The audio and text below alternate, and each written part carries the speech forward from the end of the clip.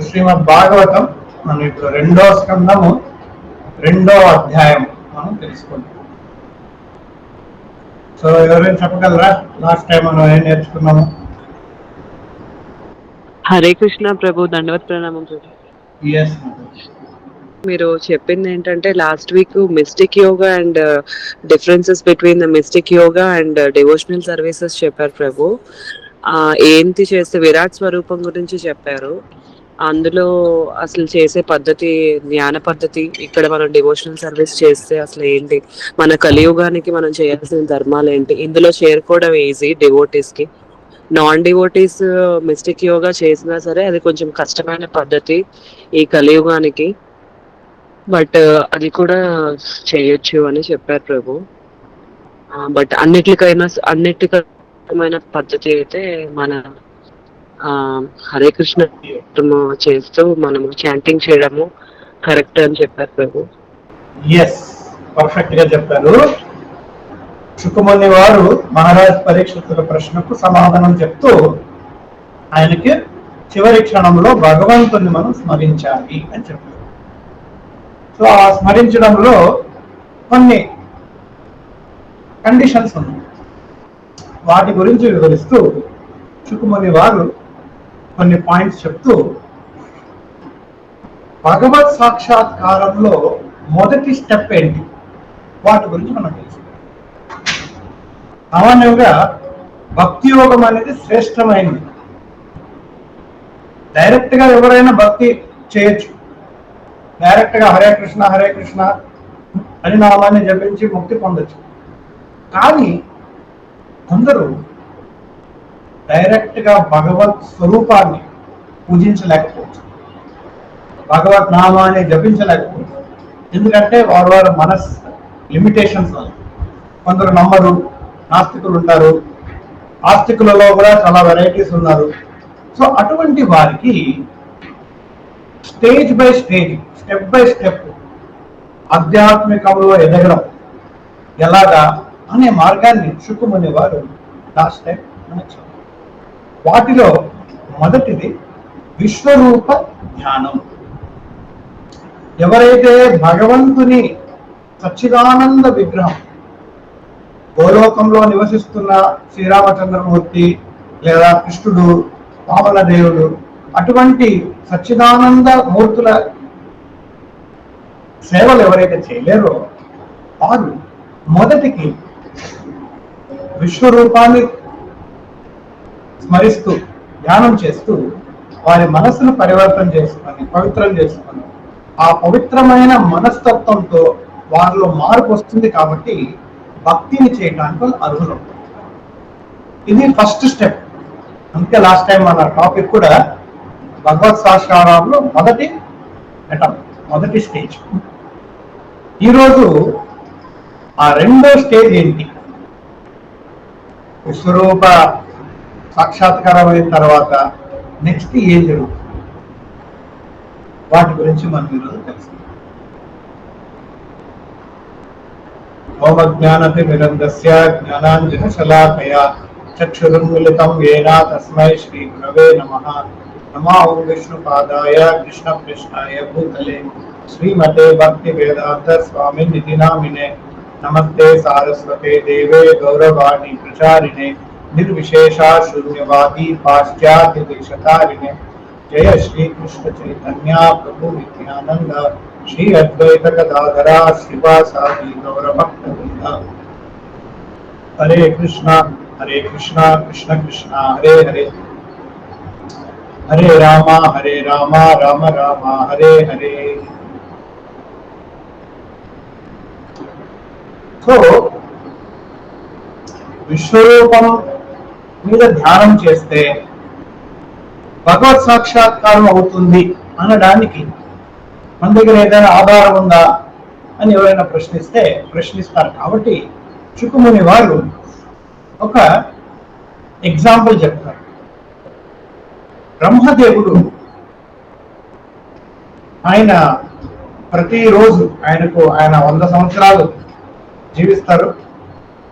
ఆ 100 సంవత్సరాలలో ప్రతిరోజు ఆయన లేచినప్పుడు సృష్టి జరుగుతుంది. ఆయన నిద్రపోయినప్పుడు ప్రళయం అవుతుంది.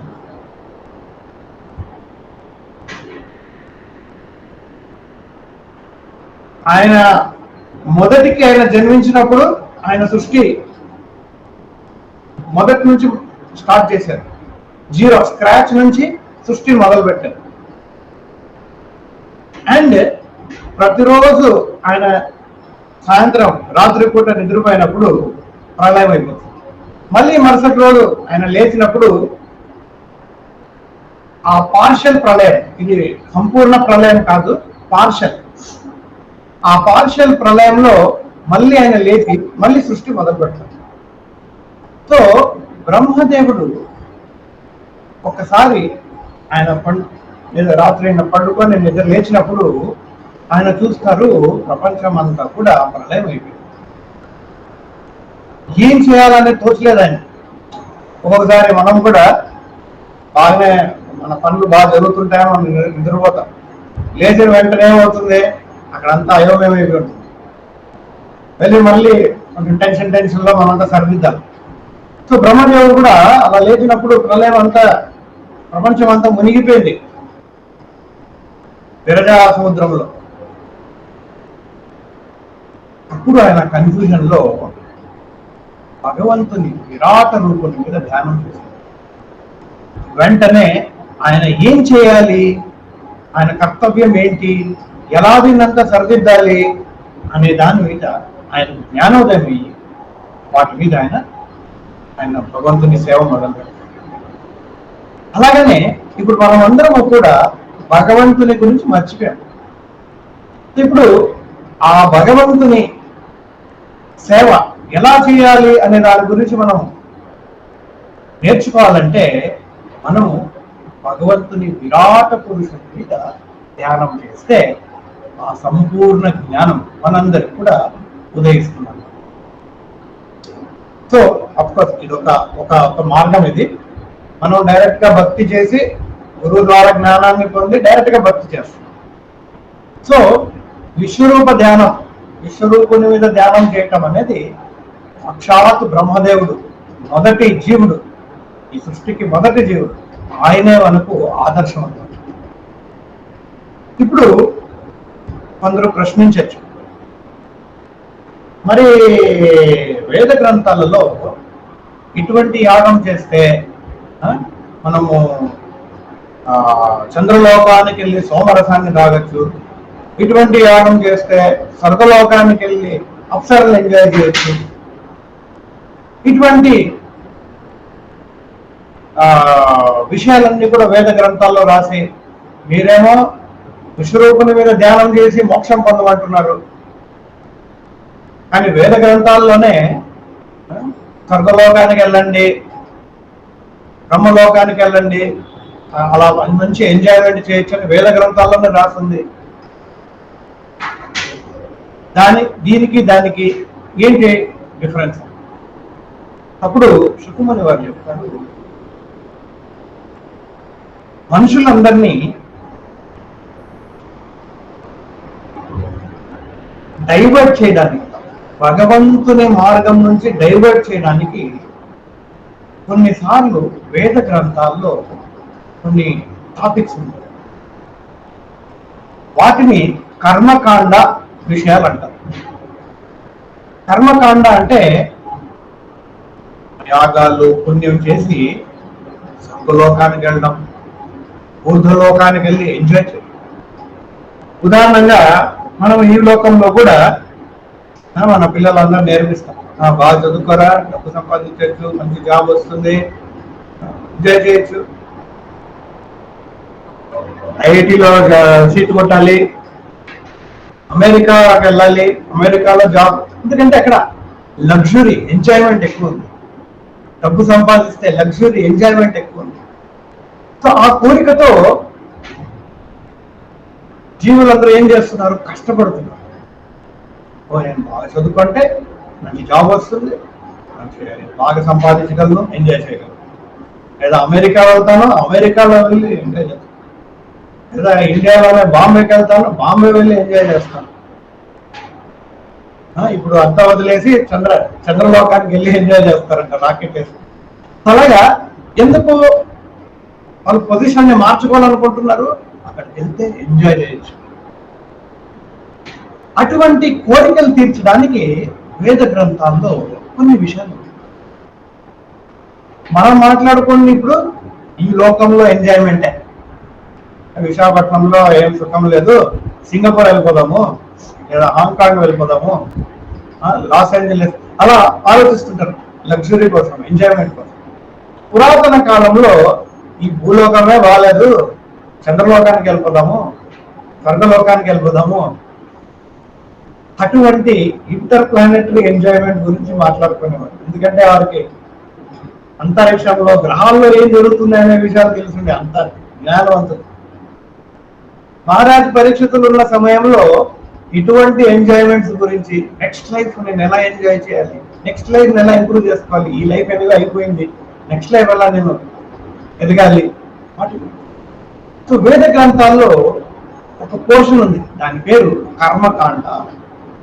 ఈ కర్మకాండంలో ఇటువంటి మనం పుణ్యం చేస్తే, ఇటువంటి కార్యం చేస్తే, ఇటువంటి యాగం చేస్తే మనకు ఇటువంటి పుణ్యం లభిస్తుంది, ఇటువంటి ఫలితం లభిస్తుంది. శుకుముని వారు అంటున్నారు ఇదంతా కూడా మాయా. ఎందుకు ఇది మాయా? ఈ భౌతిక ప్రపంచంలో కృష్ణుడు భగవద్గీతలో చెప్పేశారు, ఆ బ్రహ్మ భువనాల్లోక, బ్రహ్మలోకం నుంచి పాతాళ లోకం వరకు నువ్వు ఎక్కడికి వెళ్ళినా దుఃఖాలయం అశాశ్వతం, దుఃఖమే నిండు. ఇప్పుడు దుఃఖం అనేది మన భూలోకంలోనే లేదు, స్వర్గలోకంలో కూడా ఉంది. కానీ స్వర్గలోకంలో ఉన్న దుఃఖం అది అది దాని మోడ్ వేరే, అంతే, దాని దాని వెరైటీ అంతే. అది ఫర్ ఎగ్జాంపుల్ ఇప్పుడు ఇండియాలో ఒక ఇంగ్లాండ్, లండన్ నుంచి ఒక ఆవిడ వచ్చి ఇండియాకి ఒక 1 సంవత్సరం అంతా తిరిగి మళ్ళీ ఇంగ్లాండ్ వెళ్తే ఆవిడకి మెదడులో కొన్ని ఇన్ఫెక్షన్లు వచ్చాయంట. ఆవిడ అంటుంది, నేను ఇండియాకి వెళ్ళాను కాబట్టి నాకు ఇన్ఫెక్షన్ వచ్చింది. యాక్చువల్లీ ఇండియాలో ఉన్న వాళ్ళకి అటువంటి ఇన్ఫెక్షన్ చాలా ఉన్నాయి, వారేం పట్టించుకోవట్లే. సో భారతదేశంలో రకరకాల రోగాలు ఉన్నాయి. అటువంటి రోగాలు మనము అమెరికాలో కానీ ఇంగ్లాండ్లో కానీ మనం చూడలేము. సరే, మరి అక్కడ రోగాలే లేవా? కాదు, అక్కడ ఉన్న రోగాలు పేర్లు వింటే మనం ఆశ్చర్యపోతాం. అక్కడ శారీరక రోగం కన్నా మానసిక రోగం ఎక్కువ. అక్కడ ఉన్న 10 మందుల్లో ఒక ఇద్దరు మందులు నెలకు ఒకసారి ఒక సైకాట్రిక్ కౌన్సిలింగ్ వెళ్తుంటారు. అంటే ఒక పిచ్చితనం లాగా. సో ఒక లోకంలో ఉన్న దుఃఖము ఇంకొక లోకంలో లేకపోవచ్చు, కానీ దుఃఖం అనేది ఉంది. జన్మ మృత్యు జరా వ్యాధి అనేది ఉంది, దాని నుంచి మనం తప్పించుకోవాలి. కాబట్టి శుకుముని వారు చెప్తున్నారు, ఈ లోకంలో మనం ఎక్కడికి వెళ్ళినా, ఈ సృష్టిలో మనం ఎక్కడికి వెళ్ళినా దుఃఖాన్ని అయితే అనుభవించాల్సి. ఏ సుఖం అయితే మనకు కనిపిస్తుందో ఆ సుఖం కూడా తాత్కాలికమే. ఇప్పుడు బ్రహ్మదేవుడు ఆయన ఒక రోజు మనకు ఎన్నో యుగాలతో సమానం. ఆయన ఆయుష్ అంత పెద్దగా అయినా కూడా ఆయన కూడా ఒకరోజు చనిపోవాలా. ఆయన కూడా వృద్ధాప్యం, ఆయన వెంట్రుకలు కూడా తలగైపోతాయి, ఆయన పళ్ళు కూడా రాలిపోతాయి. ప్రతి ఒక్కళ్ళు కూడా దీన్ని అనుభవించాల్సింది. సో అందుకనే ఇక్కడ శుకుముని వారు మహారాజ్ పరీక్షలు చెప్తున్నారు, ఈ కర్మకాండ లాంటి విషయాలు విని వైదిక గ్రంథాల్లో ఉన్నాయని నేను స్వర్గలోకానికి వెళ్ళడానికి ప్రయత్నిస్తాను, అది కరెక్ట్ కాదు. సో ఇది ఎస్పెషలీ మన సమాజంలో ఇది ఇంపార్టెంట్. మహారాజ్ పరిశుద్ధులైన పరిశుద్ధమైన భక్తులు కాబట్టి పర్లేదు. కానీ మనం అటువంటి కోరికలు ఉంచుకోకూడదు. ఎందుకంటే ఈ జీవితంలో ఎటువంటి లోకమైనా కూడా మనకి ఏ సుఖం లభించినా చివరికి అది దుఃఖంతోనే సమాప్తం. అందుకనే శుకమని వారు అంటున్నారు, ఇటువంటి కోరికలన్నింటినీ మనం జీరో చేసి సమాప్తం. ఎటువంటి కోరికలు? అక్కడ వెళ్తే బాగుంటుంది, ఈ ప్లానింగ్ చేస్తాను, ప్రణాళిక చేసి నేను 100 years తర్వాత అలా నేను జీవిస్తాను, ఈ ప్లానింగ్ అన్ని కూడా ఫెయిల్ అయిపోతుంది. జీవితంలో simple living and high thinking. మన లివింగ్ స్టాండర్డ్ చాలా సింపుల్ గా ఉండాలి. ఎక్కువ మనం ఆడంబరాలు, వైభవము, ఎందుకంటే మనకి ఎక్కువ కంఫర్ట్ కావాలంటే దానికోసం ఎక్కువ కష్టపడాలి సంపాదించడానికి.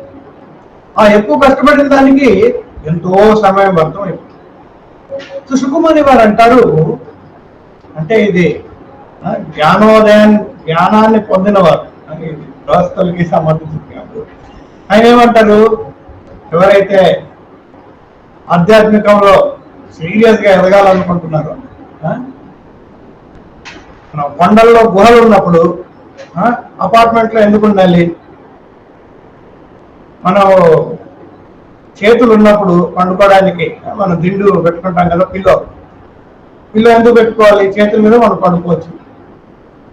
చేతులు ఉన్నప్పుడు మనం వంట పాత్రలు కంచాలతో మనం ఎందుకు తినాలి? చేతుల్లోనే తినాలి.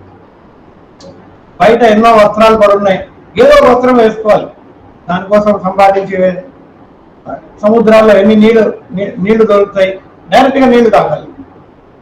ఆనాటి ఇన్స్ట్రక్షన్స్ శుకముని వారు ఇస్తున్నారు. బేసిక్లీ ఆయన ఏం చెప్తున్నారంటే, మన లైఫ్ ని మనం కాంప్లికేట్ చేసుకోకూడదు. మనం ఏం చేస్తున్నాము, ఒక్క కంఫర్ట్ కోసం దానికోసం మనం రకరకాలుగా కాంప్లికేషన్స్ తయారు చేస్తాం.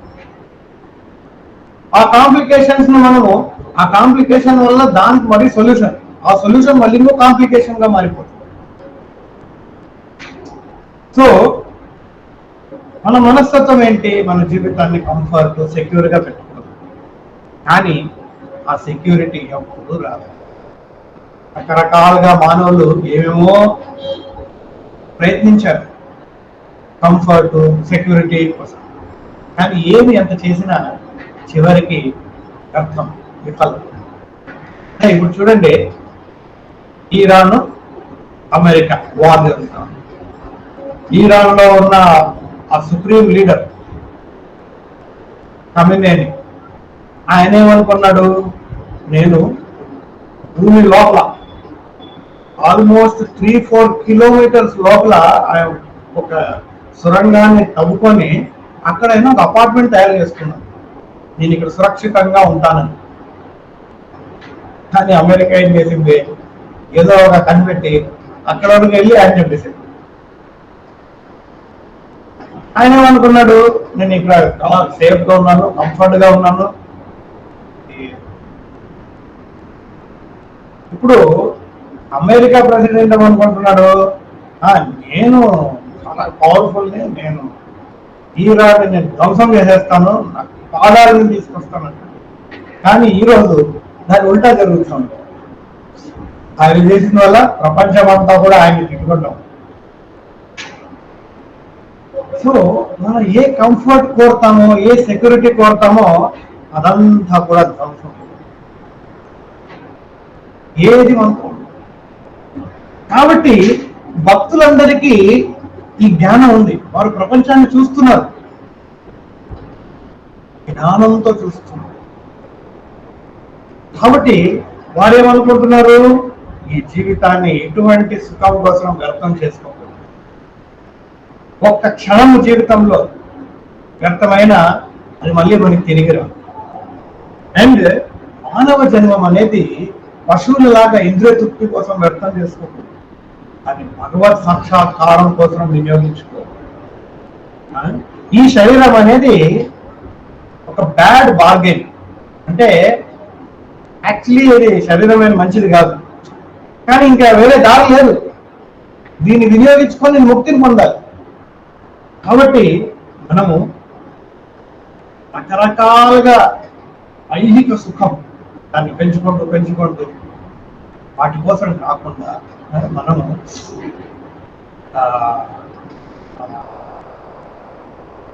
భగవద్ ధ్యానంలో మనం ఏకాగ్రత, భగవద్ ధ్యానం మీద ఏకాగ్రత ఎప్పుడు వస్తుంది? ఇటువంటి డిస్ట్రాక్షన్స్ లేనప్పుడు. ఈ డిస్ట్రాక్షన్స్ ఏం చేస్తాయి? మన సమయాన్ని అంతా వ్యర్థం చేస్తాయి. శ్రీల ప్రభుపాద గారు ఒక స్టోరీ చెప్తారు. భక్తి సిద్ధాంత ఠాకూర్ గారు ఒక స్టోరీ చెప్తారు. ఏంటంటే గీతా సంసారానికి ఒక బ్రహ్మచారి తన గురువు దగ్గర భగవద్గీత నేర్చుకోవడానికి వచ్చాడు. కొన్ని సంవత్సరాలు భగవద్గీత నేర్చుకున్నాడు. గురుగారు తన శిష్యుడిని పెంచి, బాబు నేను ఇప్పుడు తీర్థయాత్రకి వెళ్తున్నాను, తిరిగి రావడానికి చాలా సమయం పడుతుంది, అంతవరకు నువ్వు ఎక్కడ డిస్ట్రాక్ట్ అవ్వకుండా ప్రతిరోజు భగవద్గీత చదవాలి అంటాడు. సో గురుగారు తీర్థయాత్రకి వెళ్ళిపోతారు, శిష్యుడు భగవద్గీత చదవడం మొదలు పెడతాడు. ఈరోజు తెల్లవారులేస్తాడు, బ్రహ్మ ముహూర్తాన్న చేసిన అర్లీ మార్నింగ్ రిచువల్స్ అంతా చేసుకొని భగవద్గీత చదువుతాడు. పగల నుంచి రాత్రి, మళ్ళీ రాత్రి. అతను మూడు 2 వస్త్రాలే, ఒకటి వేసుకోవడానికి, ఇంకోటి ఉతికి ఆడేసడానికి. అలా చదువుతుండగా ఒక రోజు అతను చూస్తాడు, ఏదైతే ఆరిపెట్టిన వస్త్రాలలో కొన్ని రంధ్రాలు పడుతుంది. ఎందుకంటే ఎలుకలు వచ్చి దాన్ని కొరికేస్తాయి. ఇప్పుడు ఏం చేయాలి అని ఆలోచిస్తున్నాడు. ఎలుకలు వచ్చి కొరికేస్తున్నాయి, దానికి ఏం చేయాలి? సడన్లీ అతను వెలుగుతుంది, ఒక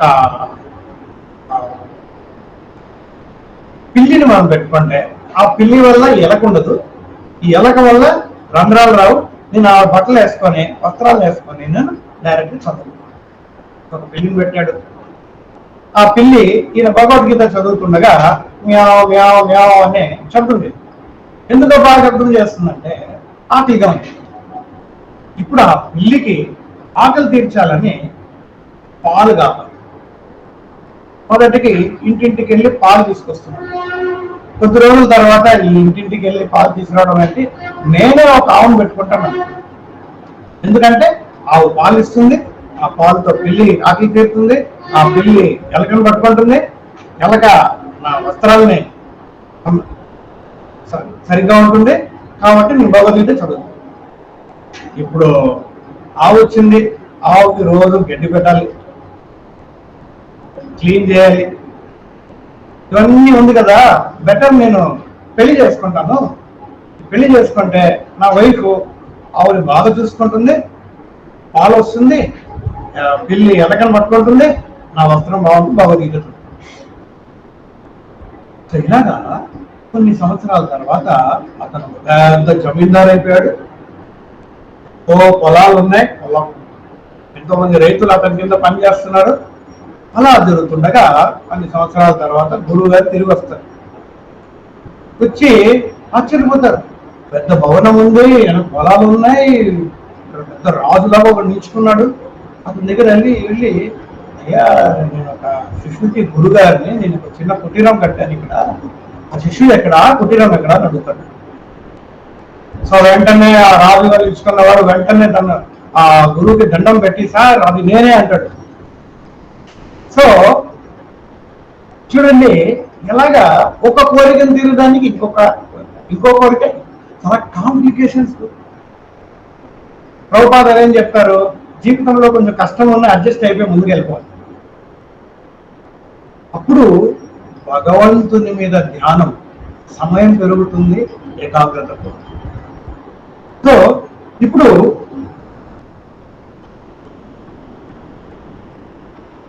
మనం అయితే ఇలాగ మనం జీవించలేం. అంటే పశువులు లాగా ఇక్కడ వీధుల్లో పట్టుకొని అలా అంతా మనం చేయలేం. కానీ మినిమం నెసెసిటీస్ మనకి ఎంత కావాలి, మన కడుపు ఎంత కెపాసిటీ, ఒక 4 చపాతి లేదా 1 కటోరీ రైస్ తినే కెపాసిటీ మన కడుపు. అందుకే కష్టపడాలి. దానికన్నా ఎక్కువ కష్టపడి ఉపయోగం ఏంటి? ఇప్పుడు నేను ఎక్కువ సంపాదిస్తున్నానని 100 కప్పులు తినలేను కదా. నా కెపాసిటీ ఎంత జీర్ణించడానికి అంతేనండి. సో మిగతా సమయం మనం ఏం చేయాలి? రూపాయలు ద్వారా అదే అంటున్నారు, సింపుల్ లివింగ్, హై థింకింగ్, భగవద్ ధ్యానం, భగవంతుని కీర్తన, భగవంతుని శ్రవణం, అర్చన, వాటి మీద మనం ధ్యానం. ఇప్పుడు శిల ప్రభుపాద ఎగ్జాంపుల్ చెప్తారు. గోస్వామి, సనాతన్ గోస్వామి, రూప గోస్వామి, రఘునాథ్ గోస్వామి, రఘునాథ్ భట్ట గోస్వామి, గోపాల్ భట్ట గోస్వామి, జీవ గోస్వామి, ఈ 6 మంది గోస్వాములు ఒరిజినల్ గా వారి వారి ప్రదేశాల్లో వారు మినిస్టర్స్, చీఫ్ మినిస్టర్స్. కానీ ఆ రాజ్యభారాన్ని అంతా త్యజించి వారు ఏం చేశారు? కాషాయ వస్త్రం వేసుకొని బృందావనంలో నివసించడం మొదలుపెట్టారు. బృందావనంలో కూడా ఎక్కడ నివసిస్తున్నారు? ప్రతిరోజు ఒక చెట్టు కింద. ఎందుకు? ఒకే చెట్టు మీద రోజు పడుకోవచ్చు కదా? కాదు. ఒకే చెట్టు మీద రోజు పడుకుంటే ఆ చెట్టు మీద ఆసక్తి పెరుగుతుందంట. అందుకే రోజు ఒక్కొక్క చెట్టు వాడుతున్నారు. అంటే భక్తిలో లేదా ఆధ్యాత్మికంలో సీరియస్ గా ఉన్నవారు కోరికలు, ఆసక్తి మీద దూరం ఉండాలి. అఫ్కోర్స్ మనం అవన్నీ మనం ఇమిటేట్ చేయలేము. వాటి నుంచి మనం ఇన్స్పిరేషన్ తీసుకొని మన జీవితంలో కొద్దిగా మన మార్పులు తీసుకొచ్చి ఆధ్యాత్మిక సేవలో మనము ఎలా మనం టైం ఎక్కువ స్పెండ్ చేయగలము దాని గురించి మనం ఆలోచించాలి.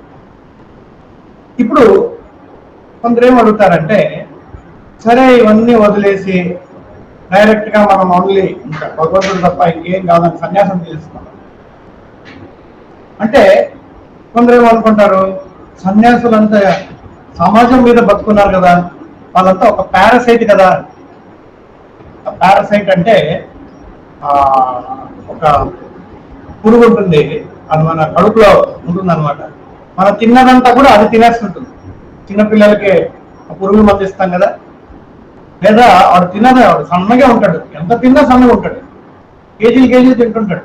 ఎందుకంటే అతను తిన్నదంతా తన శరీరానికి వెళ్ళట్లేదు, ఆ పారాసైట్, ఆ పురుగు తినేస్తాడు. అలాగా సన్యాసుల్ని కొందరు పురుగుల్లాగా భావిస్తారు సమాజంలో. మేమంతా కష్టపడుతున్నాం, అంబానీ, టాటా సంపాదించి ఈ సన్యాసులు తినేస్తున్నారు. అటువంటి సన్యాసులు అవమనట్లేదు సుఖమని వారు. సన్యాసం అంటే భిక్షాటాడి భిక్షంలో వచ్చిన దాని మీద బతకడం కాదు. అతని బతుకు ఒక గృహస్థుల మీద లేదా ఇంకొకరు ఇచ్చిన భిక్ష మీద కాదు, తన బతుకు భగవంతుని కృప మీద ఉంది. అటువంటి మనస్తత్వం లేని వారు సన్యాసమే తీసుకోకూడదు. నన్ను ఎవరు కాపాడతారు, రేపు పొద్దున ఏం జరుగుతుంది? ఒకసారి చైతన్య మహాప్రభు తన శిష్యునికి భోజనం తీసుకురమ్మన్నారు. ఆ శిష్యుడు వెంటనే ఒక ఇంటికి వెళ్ళి భిక్షాట ఒక కప్పు ధాన్యం పట్టుకొచ్చి చైతన్య మహాప్రభుకు వంట తయారు చేసి ఇచ్చాడు. 2వ రోజు కూడా తయారు చేశాడు, 3వ రోజు కూడా తయారు చేశాడు.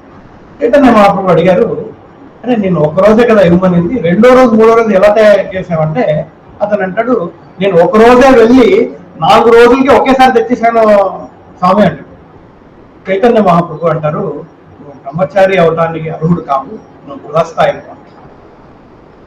గృహస్థ అనే వాళ్ళు సెక్యూరిటీ గురించి ఆలోచిస్తారు. రేపేంటి? బ్రహ్మచారి సన్యాసి రేపటి గురించి ఆలోచించకూడదు. ఈరోజు రేపు దానికి ముందు అవంతా కూడా భగవంతుని కృప. అంటే తన గృహానికి భిక్ష కోసం వెళ్ళినప్పుడు ఈ రోజుకి కావాల్సిందే తీసుకుంటాడు. నెక్స్ట్ 100 days 1 yearకి ఏమేమి కావాలి అంతా సంపాదించుకొని పెట్టుకొని ఇంకా భిక్షాట అవసరం లేదు, కూర్చొని ఇక్కడ పడుకోవడం కాదు. రోజు తన భిక్షాట. ఇది నియమము. ఎందుకు రోజు చేయాలి? ఎందుకంటే తను సమాజంలో సన్యాసం తీసుకుంది ఆరాముగా తినడం కాదు, ప్రతి గృహానికి వెళ్ళి కృష్ణ చైతన్యాన్ని వెలుతురివ్వడానికి. ఆ గృహస్థులు వారు సంసారంలో మునిగిపోయారు, అటువంటి వారికి జ్ఞానోదయం ఇచ్చి ఆ సంసారం నుంచి బయటికి తీయడానికి వారు ఉపదేశం ఇవ్వడానికి ఇంటింటికి వెళ్ళాలి. అలాగని ప్రతిరోజు ఒకే ఇంటికి వెళ్ళకూడదు, ఇది కూడా ఒక నియమం. కొందరు ఏం చేస్తారు, ఈయన బాగా డొనేషన్ ఇస్తున్నారు, ఈయన ఇంట్లో వెళ్ళి కూర్చొని వెళ్దాం, ఈయన ఇంటికే రోజు వెళ్దాం కాదు. ఒక్కొక్క రోజు ఒక్కొక్క ఇంటికి వెళ్ళాలి. ఆ ఒక్కొక్క రోజు 10 ఇళ్ళు, ఆ 10 ఇళ్ళు కూడా కొత్త కొత్త ఇల్లులు ఉన్నారు. ఒకరి మీద డిపెండ్ అవ్వకూడదు, ఒక బ్రహ్మచారి, ఒక సన్యాసి. ఎందుకంటే తన వృత్తి ఏంటి, భగవత్ చైతన్యాన్ని విస్తరించడం. తను ఒకే గృహానికి వెళ్తున్నాడంటే వారొకరే భక్తులు అవుతారు, వారొకరే ముక్తులు అవుతారు. మరి మిగతా సమాజంలో ఎవరు? మనము మన సంబంధాన్ని మన మన భార్య పిల్లలు లేదా తల్లిదండ్రులతో వదిలేసి ఇంకొక రకమైన సంసారం మనం ఒకే ఆసక్తితో పెట్టుకుంటే అది ఎటువంటి సన్యాసం? ఇక్కడ చాలా కఠినంగా శుకుమని వారు చెప్తున్నారు, అటువంటి సన్యాసి కాదు, అటువంటి యోగి కాదు.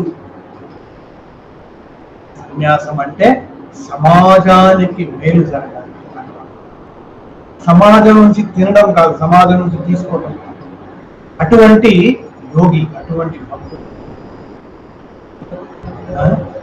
ఇలా ప్రభుపాద గారు చూడండి, సన్యాసం తీసుకున్నారు, ఆయన అమెరికా వెళ్ళి భగవత్ చైతన్యాన్ని ప్రచారం చేశారు. ఇది కాంట్రిబ్యూషన్ అంటే. ఊరికైనా వెళ్ళి తీర్థయాత్రలు తిరిగి రావడం కాదు, అది సన్యాసం కాదు. ఊరికైనా ఇంట్లో కూర్చొని జపం చేయడం, లేదా మఠంలో కూర్చొని జపం చేయడం కాదు, లేదా బృందావనంలో కూర్చొని నేను బృందావనంలో కూర్చున్నాను కాదు. సమాజానికి మేలు చేయాలి, కృష్ణ చైతన్యాన్ని ప్రచారం చేయాలి. అది అటువంటి సన్యాసి ఇక్కడ సుకుమని వారు చెప్తున్నారు, అటువంటి యోగులు అవ్వాలి. సో సన్యాసి యొక్క ఫస్ట్ క్వాలిఫికేషన్ ఏంటంటే అభయం. భయం లేదు, ఎల్లప్పుడూ భగవంతుడు కాపాడతాడు. సన్యాసం పురాతన కాలంలో సన్యాసులు నడుచుకుంటూ వెళ్ళేవారు, ఊరూరు, గ్రామాలు. ఎలాగా? అరణ్యం మధ్య నుంచి వెళ్ళేవారు. అక్కడ అడవి జంతువులను అటాక్ చేస్తే భయం లేదు, భగవంతుడు కాపాడతాడు, నాకేంటి. ఒకరోజు హరిదాస్ ఠాకూర్లు ఆయన గుహంలో కూర్చొని హరే కృష్ణ మంత్రాన్ని జపిస్తున్నారు, నిరంతరమైన జపం గుహంలో. ఆయన అంత పెద్ద భక్తుడు కాబట్టి బయట ప్రజలందరూ కూడా ఆయన చూడ్డానికి వచ్చేవారు అప్పుడప్పుడు. కానీ వారందరికీ మనసులో ఒక భయం ఏంటంటే, హరిదాస్ ఠాకూర్లు ఏమో అక్కడ జపం చేస్తూ ప్రశాంతంగా కూర్చున్నారు, కానీ అదే గుహంలో ఒక విషభరితమైన పాము. సో వారు హరిదాస్ ఠాకూర్ రిక్వెస్ట్ చేసేవారు, అయ్యా ఈ గుహలో ఒక పాము ఉంది, మిమ్మల్ని ఎప్పుడైనా చూడడానికి రావడానికి మాకు భయంగా ఉంటుంది, దయచేసి మీరు ఇంకెక్కడైనా ఉండొచ్చు కదా. కానీ హరిదాస్ ఠాకూర్లు అంటారు, లేదు నేను ఇక్కడే చెప్తాను. అలాగా ఆయన వీరిద్దరూ మాట్లాడుతుండగా ఆ పాము వెంటనే అందరి కంటి ముందు నుంచి బయటికి వెళ్ళిపోతుంది. ఆచార్యులు చెప్తారు, ఇక్కడ భక్తులు ఇబ్బంది పడుతున్నారు కాబట్టి ఆ పాములో ఉన్న పరమాత్ముడు పాముకు ఆదేశం ఇచ్చాడు, ఇంకా మీటర్లు ఇక్కడ ఉండకూడదు, బయటికి హరిదాస్ ఠాకూర్ని లేదా హరిదాస్ ఠాకూర్ భక్తుల్ని నువ్వు వారిని భయపడించదు, నువ్వు వెళ్ళిపోయాడు. సో భగవంతుడు మమ్మల్ని కాపాడుతాడు అనే నమ్మకం ఉండాలి. ఎస్పెషల్లీ సన్యాసంలో ఉండాలి. శ్రీల ప్రభుపాద అమెరికా వెళ్ళారు, 40 రూపీస్ పాకెట్ లో వేసుకొని వెళ్ళారు. ఎందుకంటే భగవంతుడు నన్ను కాపాడుతాడు, అమెరికాలో నన్ను జీవించే కెపాసిటీ భగవంతుడికి ఉంది అనే నమ్మకం ప్రభుపాద గారిలో ఉంది కాబట్టి ఆయన వెళ్ళిపోయారు. ఆయన ఏం ఆలోచించలే, అక్కడ వెళ్ళిన తర్వాత నా భోజనం ఎక్కడ, నేను ఉండేది ఎక్కడ, ప్రచారం ఎక్కడ చేయాలి, వెళ్ళిపోయారు. అటువంటి నమ్మకము సన్యాసిలో ఉండాలన్నమాట. సో ఇలాగ మనము డైవర్ట్ అవ్వకుండా మినిమం నెసెసిటీస్ యోగులు భగవంతుని విరాట్ రూపం మీద ధ్యానం చేయాలి. విరాట్ రూపుని మీద ధ్యానం చేస్తుండగా ఆ మనసు పరివర్తన అయినప్పుడు తన ధ్యానాన్ని పరమాత్ముని మీద మరలించాలి. సో మొదటి సాక్షాత్కారం విరాట రూపం, రెండో సాక్షాత్కారం, రెండో స్టెప్ పరమాత్ముని సాక్షాత్కారం. మన హృదయంలో పరమాత్ముడు ఉన్నాడు. ఆ పరమాత్ముడు భగవంతుని స్వరూపమే. ఆ పరమాత్ముడి రూపమే విరాట రూపం.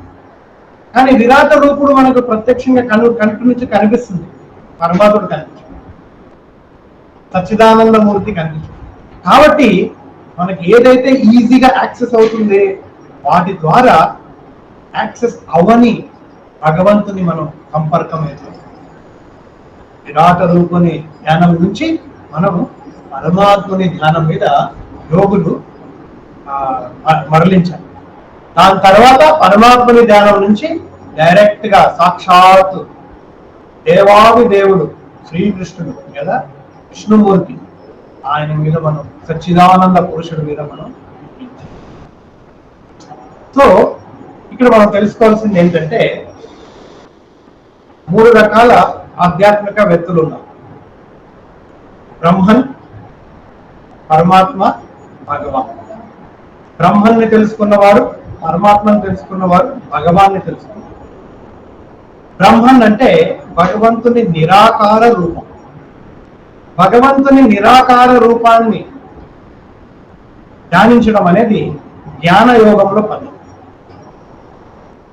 దీనివల్ల ఈ భౌతిక కల్మషాల నుంచి మనకు విముక్తి కలుగుతుంది. దాన్ని మనం మోక్షం అంటాం. కానీ భగవంతుని సాక్షాత్కారం ఇక్కడికి ఆగదు. భగవంతుడు బ్రహ్మం కాదు, నిరాకార రూపం, నిరాకార శక్తి కాదు. భగవంతుడు దాని నెక్స్ట్ లెవెల్, భగవంతుని నెక్స్ట్ హయ్యర్ లెవెల్ సాక్షాత్కారం పరమాత్ముని సాక్షాత్కారం. పరమాత్ముని సాక్షాత్కారము యోగులు పొందుతారు. ఎవరైతే మిస్టిక్ యోగా, ఆసనలు, ప్రాణాయామ, యమ, నియమ వాటిని పాటిస్తారు, అటువంటి వారు పరమాత్ముని సాక్షాత్కారం. కానీ పరమాత్ముని సాక్షాత్కారం కూడా సంపూర్ణ భగవంతుని సాక్షాత్కారం కాదు. దాన్ని మించి భగవాన్ సచ్చిదానంద పురుషోత్తముని సాక్షాత్కారం. భూలోకంలో నివసిస్తున్న ఆ పరమ పురుషుడు, ఆయన సాక్షాత్కారం. అది భక్తులు మాత్రమే సాధించగలరు. సో ఒకటి జ్ఞానయోగి, ఒకటి మిస్టిక్ యోగి, ఒకటి భక్తి యోగ. ఇప్పుడు శుకుముని వారు ఇక్కడ ఏం చెప్పారు? నిరాకార బ్రహ్మం మీద ఆరాధించడం, ధ్యానం చేయటం అనేది అది సరైన పద్ధతి కాదు. ఎందుకంటే నిరాకార బ్రహ్మం మీద ధ్యానం చేయటం అనేది మనకు ఓన్లీ మోక్షం, అంటే ఈ భౌతిక కల్మషాల నుంచి మనం బయటికి తీసుకెళ్తుంది. కానీ దానివల్ల పరమాత్మని లేదా భగవంతుని సాక్షాత్కారం. కాబట్టి ఆయన ఏం చేశారు? మనకు విరాట పురుషుని మీద ధ్యానం మనకు చేయమన్నారు. ఇప్పుడు విరాట పురుషుని మీద ధ్యానం చేసినప్పుడు మనము పరమాత్మని సాక్షాత్కారం చేస్తాం. అలాగా యోగులు వారి యోగ సాధనను కంటిన్యూ చేస్తే భగవంతుని సాక్షాత్కారం. అది మనం నెక్స్ట్ వీక్ మనం తెలుసుకుంటాం, యోగులు ఎలాగా భగవంతుని సాక్షాత్కారం పొందగలుగుతారంతా కూడా. సో ఇప్పుడు మనం అనుకోవచ్చు, ప్రభు మరి మనం స్టెప్ బై స్టెప్ మనం వెళ్ళొచ్చు కదా, మనం ఎందుకు డైరెక్ట్ గా భక్తి చేస్తున్నాము? ఆల్రెడీ దీనికి మనం ఆన్సర్ లాస్ట్ టైం మనం డిస్కస్ చేస్తాం. కానీ ఇంకా కొన్ని పాయింట్స్ ఉన్నాయి. ఇప్పుడు ఇందాక నేను చెప్పాను, జ్ఞానయోగ మార్గం ద్వారా బ్రహ్మన్ భగవంతుని నిరాకార శక్తిని ఎవరైతే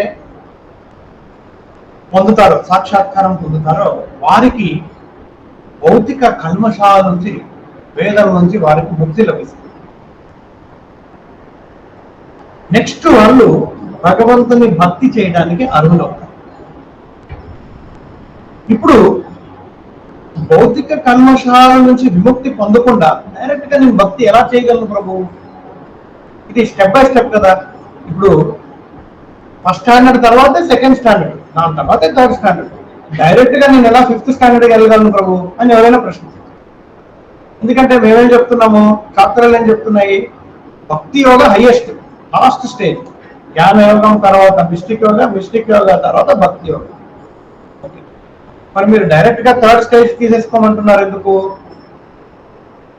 ఏదైతే జ్ఞాన యోగంలో పొందగలగాలో పొంది, భక్తి మిస్టిక్ యోగాలో ఏదైతే పొందాలో దాన్ని పొంది, ఆ తర్వాత భక్తి యోగం వస్తాం ప్రభు అని మనం అనుకోవచ్చు. ఆచార్యులు ఏం చెప్తున్నారంటే, భక్తి యోగంలో జ్ఞాన యోగంలో రావాల్సిన ఫలితాలు, మిస్టిక్ యోగంలో రావాల్సిన ఫలితాలు ఆల్రెడీ ఇంక్లూడెడ్, ఆల్రెడీ దాంట్లో ఇంక్లూడ్ అయిపోయింది. ఇలా ప్రభుపాద గారు ఒక ఎగ్జాంపుల్ చెప్తారు. ఎవరి దగ్గర 100 రూపాయలు ఉంటే తన దగ్గర 10 రూపాయలు కూడా ఉన్నట్టు, 20 రూపాయలు కూడా ఉన్నట్టు, 30 రూపాయలు కూడా ఉన్నట్టు. ఎందుకంటే 100 రూపాయల్లో 10, 20, 30 అంతా కలిసి ఉన్నాయి.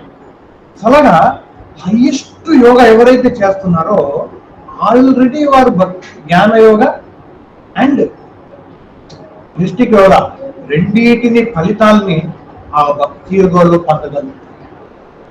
అందుకనే భక్తి యోగంలో 9 స్టేజెస్ ఉన్నాయన్నమాట. 9 స్టేజ్. ఎలా భక్తి యోగం మొదలవుతుంది? మొదటి స్టేజ్ శ్రద్ధ.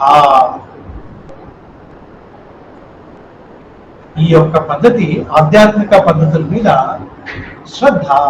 ఇది చేస్తే బాగుంటుందేమో చూద్దాంలే అని హరే కృష్ణ మంత్రం మొదలు పెడతారు.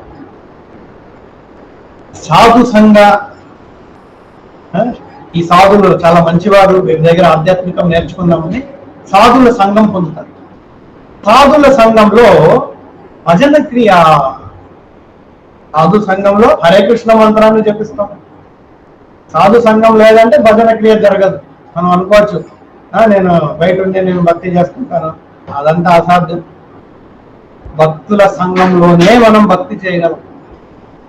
ఓకే, భజన క్రియ జరిగినప్పుడు భజన క్రియ ఎవరైతే చేస్తారో అనర్థ నివృత్తి అంటే రకాల కల్మషాలు మన హృదయంలో, కామ, క్రోధ, లోభ, మత్సర్య, జ్ఞానకాండ, కర్మకాండ అనే దొంగలు, గుండాలు వాళ్ళందరూ కూడా తొలగిపోతారు ఈ స్టేజ్లో.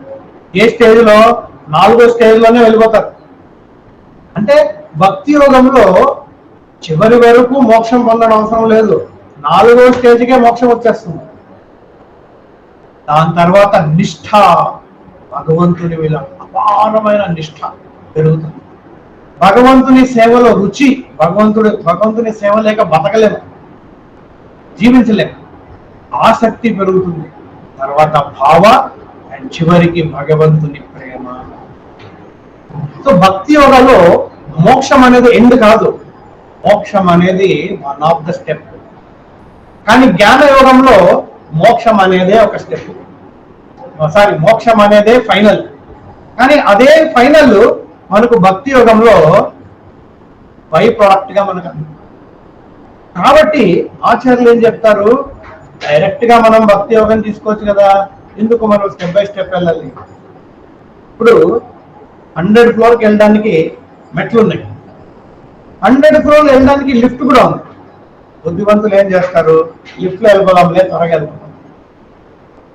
అనగా భక్తులు సులభమైన మార్గం, వేగమైన మార్గం అండ్ ఖచ్చితంగా ఫలితం వచ్చే మార్గం అనేవారు ఎందుకని భక్తి యోగను అనుకుంటున్నారు. సో అందుకని శ్రీల ప్రభుపాదుల వారి ఆశయం, శ్రీల ప్రభుపాదుల వారి ఉపదేశాల అనుగుణంగా మనం ఈ యొక్క కృష్ణ చైతన్యాన్ని మనం పాటించగలిగితే ఖచ్చితంగా మనకు మానవ జన్మం మనకు సార్థకం. శిల ప్రభుపాద గారు ఇంకొక విషయం చెప్తున్నారు. ఇందాక మనం అనుకున్నాం, భౌతిక సుఖం అనేది విషయం అంటే పాయిజన్. మరి సుఖం అనేదే లేదా ప్రభు జీవితంలో? మనకి డౌట్ వచ్చేస్తుంది, లేదా ఇంకంతేనా నా లైఫ్? ఓకే, ఆచార్య శాస్త్రంలో ఏం చెప్తున్నారంటే, ఈ భౌతికం ప్రపంచంలో సుఖం అనేది ఎడారిలో ఎండమావురు లాంటి. ఎడారికి వెళ్ళినప్పుడు దూరం నుంచి మనకు నీళ్లు ఉన్నట్టు కనిపిస్తుంది, బట్ యాక్చువల్ ఇది మిరాజ్, ఎండమావురు. అక్కడ పరిగెత్తు పరిగెత్తు పరిగెత్తు మనం వెళ్ళామనుకోండి, అక్కడ లేదు, అక్కడ నీరు. అలాగే చూడండి, మనము దూరంలో నుంచి మనం చూస్తాం, డబ్బు సంపాదిస్తే ఆనందం వస్తుంది అని పరిగెత్తుతాం. డబ్బు సంపాదన కదా, పరిగెత్తాం పరిగెత్తాం పరిగెత్తాం. ఆ డబ్బు చేతికి వచ్చినప్పుడు ఆనందం ఎక్కడ అని క్వశ్చన్ చేస్తాం. జాబ్ వచ్చేస్తే ఎంజాయ్మెంట్ వస్తుందని చాలా మంది జాబ్ కోసం ఎదుగుతారు. జాబ్ వచ్చిన తర్వాత అక్కడ ఉన్న ఓటీలు, స్ట్రెస్, ప్రాజెక్ట్ వర్క్ అంతా చూసి ఇక్కడ ఎంజాయ్మెంట్ అక్కడ. సో ఈ సుఖం భౌతిక ప్రపంచంలో ఎండమా విరాజ్. అలాగా ఇప్పుడు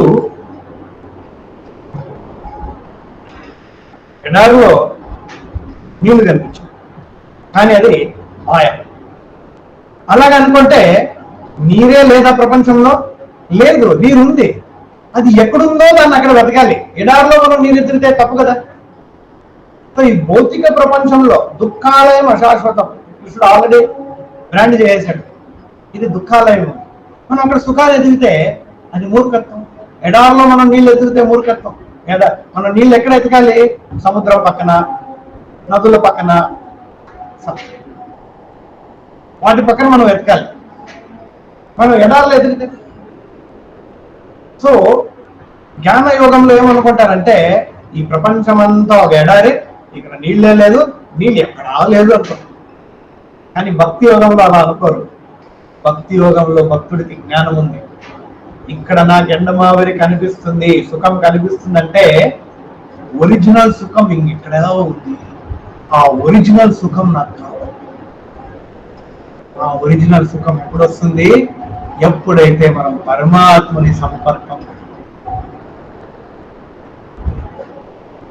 పరమాత్ముడు ఆనంద సాగరం, శ్రీకృష్ణుడు ఆనంద సాగరం, సచ్చిదానంద సాగరం. ఆ సచ్చిదానంద సాగరాన్ని మనం ఎప్పుడైతే చేరుతామో, మనం ఎప్పుడైతే గంగా నది తీరానికి మనం వస్తామో, అక్కడ నీరు ఇంకా వెతకని అవసరం లేదు, అక్కడ ఉంది కదా, డైరెక్ట్ గా మనం చేతుల్లో మనం తాగే కదా. ఎప్పుడైతే మనం ఆనంద సాగరం, సచ్చిదానంద సాగరం మనం పక్కన చేరుతామో, ఆనందం వెతకడం అవసరం లేదు, ఆటోమేటిక్ గా మనం ఆనందంలో మునిగిపోతాం. సో అదే ఈ భక్తి యోగ మార్గం. ఈ భక్తి యోగం ద్వారా మనం డైరెక్ట్ గా ఒరిజినల్ సుఖం, ఒరిజినల్ నీటికి మనం టచ్ అవుతాం. అందుకని ఎంతో మంది భక్తులు ఒక్కసారి కృష్ణ చైతన్యాన్ని అనుభవించిన వారు మళ్ళీ ఇంకా భౌతిక విషయాలకు వారు మళ్ళీ వెళ్ళరు. ఎందుకంటే అంత ఆనందం ఈ యొక్క భక్తి యోగంలో అన్నమాట. సో కాబట్టి మనమందరం కూడా ఈ భక్తి యోగంలో చాలా సీరియస్ గా ఇలా ప్రభుపాద వారి ఆదేశాలు మనం పాటిస్తే ఆ భక్తి యోగంలో ఉన్న నిజమైన సుఖాన్ని మనం ఇలా ప్రభుపాద వారు ఆయన చెప్తారు, ఎలాగైతే నిరాకారవాదులు నిరాకార బ్రహ్మన్ని పూజ ధ్యానం చేసేవారు నిరాకారాన్ని ధ్యానం చేస్తున్నారు. ఎలాగైతే విరాట పురుషుని ధ్యానం చేసేవాళ్ళు విరాట పురుషుని మీద ధ్యానం చేస్తున్నారు, అలాగనే భక్తులు మొదటికి భగవంతుని విగ్రహ ఆరాధన చేయాలి. ఎప్పుడైతే మనం విగ్రహ ఆరాధన, ఆ విగ్రహమూర్తి భగవంతుని రూపమే, భగవంతుని స్వరూపమే, డైరెక్ట్ గా శ్రీకృష్ణుడే. మన రాధా మదన్ మోహన్లు మన మందిరంలో ఉన్నారు. ఇక్కడున్న మదన్ మోహన్ గోలోకంలో ఉన్న మదన్ మోహన్కి భేదమే లేదు. ఆయన విరాట పురుషుడు కాదు, విరాట పురుషుడు కల్పితమైన అది ఒక ఇదనమాట, కాన్సెప్ట్ అన్నమాట. కానీ రాధా మదన్ మోహన్, రాధాకృష్ణుడు డైరెక్ట్ శ్రీకృష్ణుడే. వారికి మనం సేవ చెల్లించామనుకోండి, వారికి మనం ఒక పండు అర్పించామనుకోండి, డైరెక్ట్ గా భూలోకంలో శ్రీకృష్ణుడు అందుతుంది అక్కడ. రాధారాణికి మనం ఒక పువ్వు అర్పించామనుకోండి, డైరెక్ట్ గా రాధారాణికి ఆ పువ్వు వెళ్తుంది అనమాట. రాధారాణి ఏం చేస్తుంది, ఆ పువ్వుని డైరెక్ట్ గా కృష్ణుడికి ఇస్తుంది. సో ఆచారుల ఉపదేశాలనుగుణంగా మనము హరే కృష్ణ మంత్రాన్ని జపించి విగ్రహ ఆరాధన చేసి భక్తుల సంఘంలో మనం ఈ సేవలు మనం చేస్తూ మనం చేయగలిగామంటే భక్తి యోగంలో హైయెస్ట్ పొజిషన్ అంటే డైరెక్ట్ కృష్ణ ప్రేమను మనము పొందగలం.